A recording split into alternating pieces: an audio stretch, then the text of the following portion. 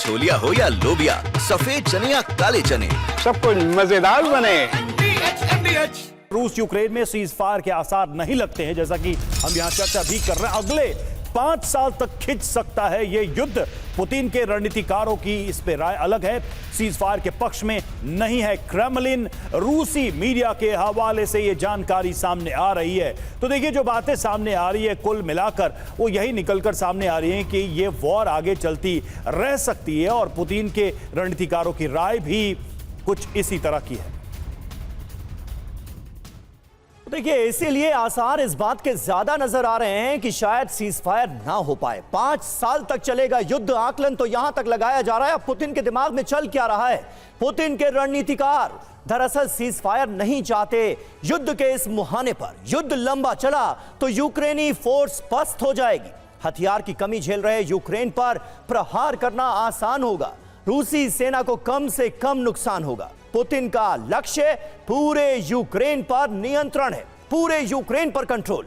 NATO को सबक सिखाने का रूसी प्लान आगे बढ़ेगा। सूत्रों के हवाले से ये जो खबर सामने आ रही है, प्रोफेसर संजय भारद्वाज, इसे आप कैसे देखते हैं? मानकर यही चला जा रहा है कि जो पुतिन के रणनीतिकार हैं वो अभी युद्ध रोकने के, सीज फायर के पक्ष में नहीं है, क्योंकि इससे इतने सालों का युद्ध लड़ने के बाद भी रूस को नुकसान हो सकता है, और जो फुल कंट्रोल जिसकी उम्मीद की जा रही है यूक्रेन पर, शायद वो हासिल ना हो। ये इसकी एक बड़ी वजह मानी जा रही है। बिल्कुल समीर, देखिए, पॉलिटिकल पोस्चरिंग और पॉलिटिकल विल एक बात होती है जी, लेकिन जो वॉर रूम में जो स्ट्रेटजी तैयार होती है वो ग्राउंड रियलिटीज़ को ध्यान में रख के कीजिए। जो कोर इशू है, जो इस पूरे जो एपिसोड 3 साल से जो चल रहा है दोनों देशों के बीच युद्ध, उसका मूल जो है वो ये है कि यूक्रेन को एक तरीके से बफर जोन रशिया रखना चाहता है।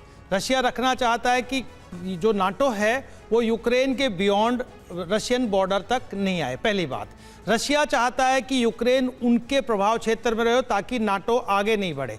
नाटो इस बात के लिए एग्री, यूरोपियन कंट्रीज इस बात के लिए एग्री नहीं है, क्योंकि वो ये देखते हैं कि रशिया ने जिस तरीके से क्रीमिया को लिया है, डोनबास क्षेत्र को लिया है, अपना प्रभाव क्षेत्र बढ़ाता जा रहा है, तो ये वो 1917 की पोजीशन में पहुंच जाएगा कि कल जो ईस्ट यूरोपियन कंट्रीज हैं, पोलैंड है, फिनलैंड है, ये सब कंट्रीज पर भी नेक्स्ट टारगेट जो होगा वो रशिया का ये होगा। तो ये बात मान के चलिए कि कोई उम्मीद नहीं है कि सीज फायर होगा। 5 साल भी चल सकता है, ज़्यादा भी चल सकता है, ये कॉन्फ्लिक्ट रहेगा। अब बात आती है कि ट्रंप के संदर्भ में, देखिए, ट्रंप में प्रैग्मेटिज्म बहुत कम है, ट्रांजैक्शनल है, वो गिव एंड टेक की बात करते हैं, लेकिन प्रैग्मेटिज्म नहीं, वो ग्राउंड रियलिटीज़ को नहीं समझ पाते। एक तरीके से पीस ब्रोकर और नोबेल पीस प्राइज की दौड़ में जरूर हैं, लेकिन वो नहीं कर पाएंगे।